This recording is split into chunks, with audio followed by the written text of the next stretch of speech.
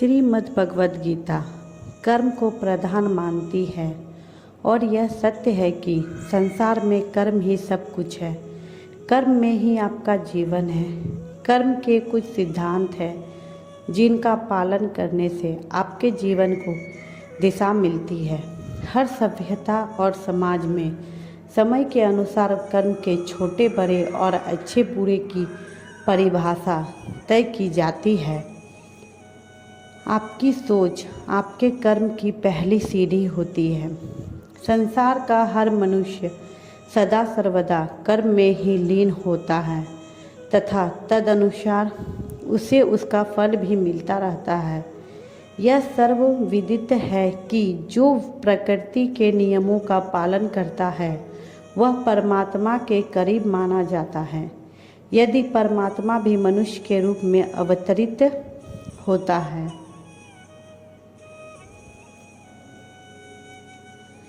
तो उसे भी उन सारे नियमों का पालन करना पड़ता है जो सामान्य मनुष्यों के लिए है। कर्म को पूजा मानते हुए जब हम राग द्वेष को मिटा देते हैं तब हमारा स्वभाव शुद्ध होता है। तब हमें पूरा विश्व एक परिवार दिखने लगता है। इस समय हमारा हर कर्म समाज के हित में ही होता है। श्रीमद् भगवद गीता कहती है कि कर्म किए बगैर हम एक क्षण भी नहीं रह सकते।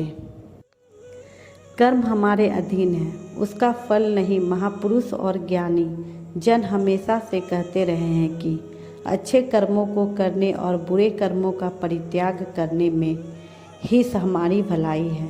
किसी संत से एक व्यक्ति ने पूछा कि आपके जीवन में इतनी शांति, प्रसन्नता और उल्लास कैसे हैं? इस पर संत ने मुस्कुराते हुए कहा था कि अपने कर्मों के प्रति यदि आप आज से ही सज्जन और सतर्क हो जाते हैं तो यह सब आप भी पा सकते हैं। सारी खेल कर्मों का है। हम कर्म अच्छा करते नहीं और फल बहुत अच्छा चाहते हैं, यह भला कैसे संभव होगा? गहना कर्णो गति अर्थात कर्मों की गति बड़ी गहन होती है। अपना किया हुआ जो भी कुछ शुभ अशुभ कर्म है वेद अवश्य ही भोगना पड़ता है। बिना भोगे तो सैकड़ों करोड़ों कल्पों के गुजरने पर भी कर्म नहीं टाल सकता।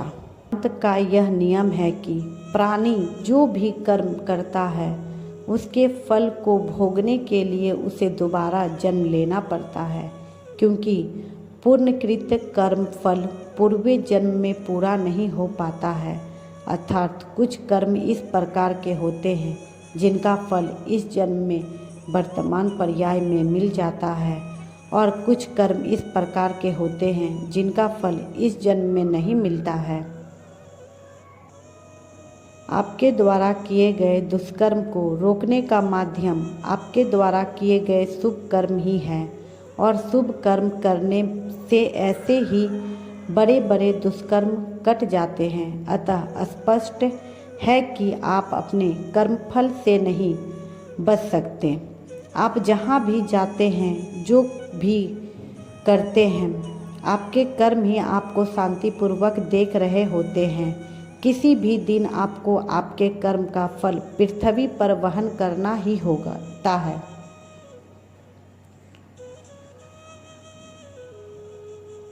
इसलिए अगला जन्म पूर्ण जन्म लेना पड़ता है। जिन कर्मों का फल वर्तमान जन्म में फलित नहीं होता है उसको भोगने के लिए उचित समय पर वर्तमान शरीर का त्याग करके नवीन शरीर धारण करना पड़ता है। प्रकृति में कोई भी चीज़ अक्षम्य नहीं है। प्रकृति हमेशा अपना प्रभाव रखती है, सामने दिखाती है और उसे कोई रोक नहीं सकता।